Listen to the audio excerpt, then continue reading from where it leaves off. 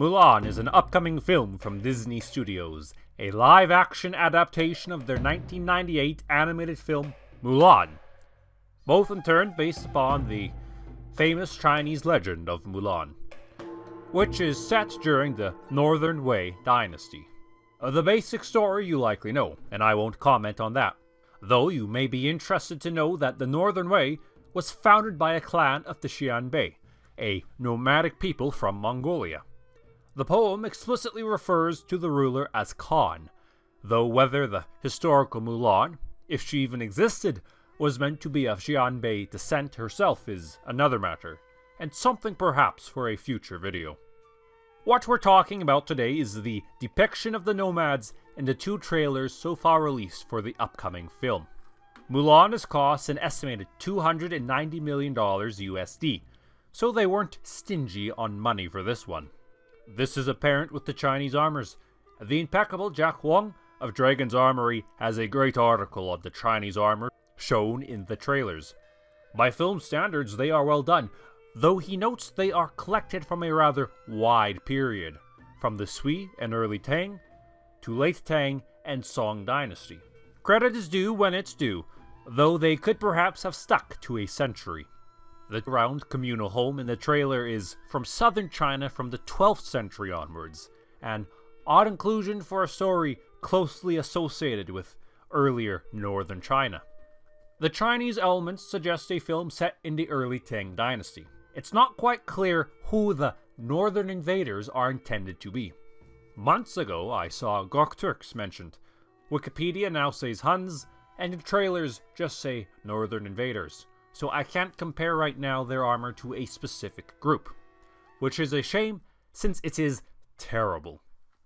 The nearly $300 million budget went, it seems, into the Chinese armors, beautiful cinematography, an army of extras, and then had nothing left but rags to throw on the nomads. It seems to be following the movie principle of put the bad guys in all black so you know they are bad. Take, for instance, our first shot of the nomads from 59 seconds into the first trailer. Clothing, horses, tack, saddle, everything is all black.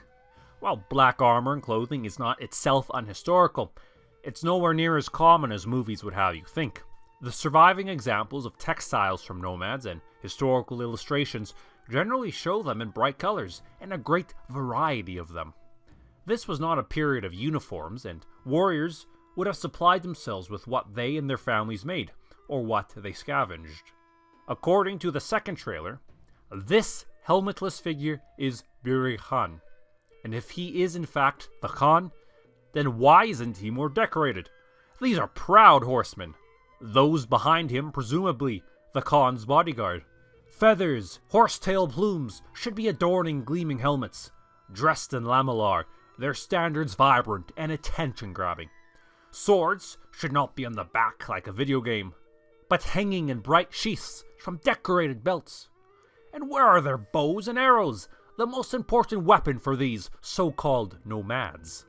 And none of the horses seem to be of the stocky steppe variety nomads actually prized. The only thing in this image I do like is that there is a tuk, a horsetail standard. Nice job, Disney.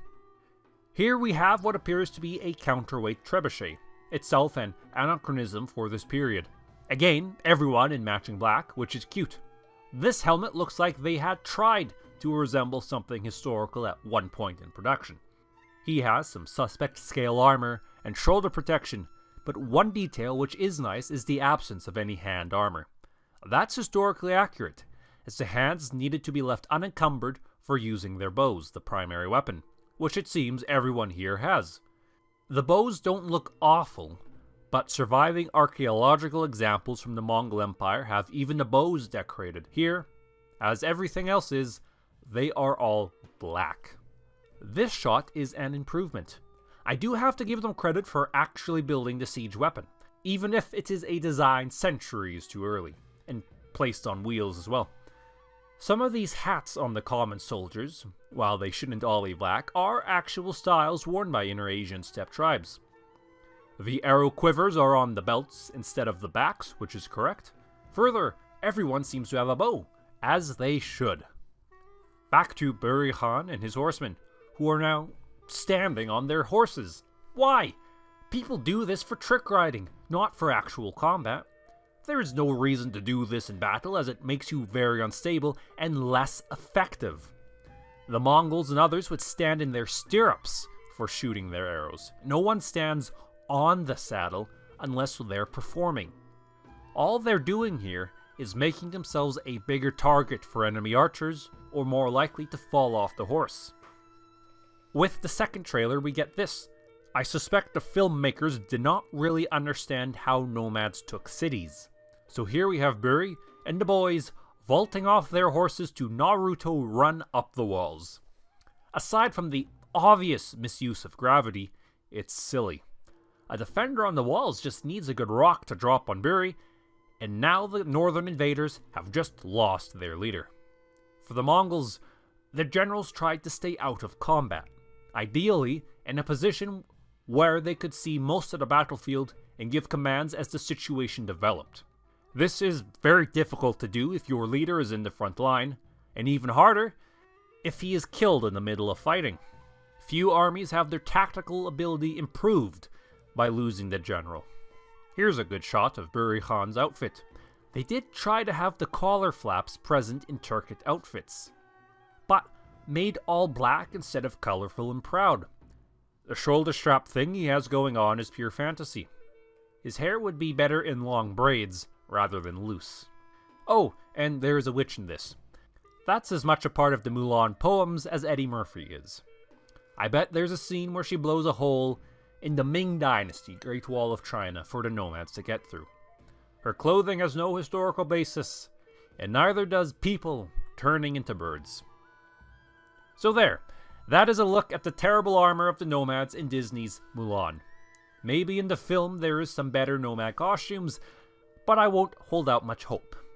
We'll see if they have any historical tactics in the film, or just have them ride into the enemy, dismount, and fight in individual duels. If people like this, I may do a video on the Northern Way, Xianbei, and the connections to the Legend of Mulan closer to the film's premiere. Until then, Happy New Year.